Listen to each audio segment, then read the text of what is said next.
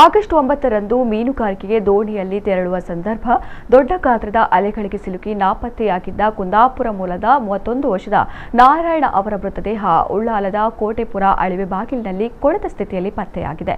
ಉಳ್ಳಾಲ ಮೂಲದ ocean star ಹೆಸರಿನ boat ಮಂಗಳೂರಿನ ಧಕ್ಕೆಯಿಂದ ಮೀನುಗಾರಿಕೆಗೆ ತೆರಳುವ ಸಂದರ್ಭ ಈ ದುರಂತ ಸಂಭವಿಸಿದ್ದು, ಹೊಸದಾಗಿ ಬೋಟಿಗೆ ಬಂದಿದ್ದ ಅವರು ಸಮುದ್ರದ ಅಲೆಗಳ ನಡುವೆ ಸಿಲುಕಿ ನಾಪತ್ತೆಯಾಗಿದ್ದರು.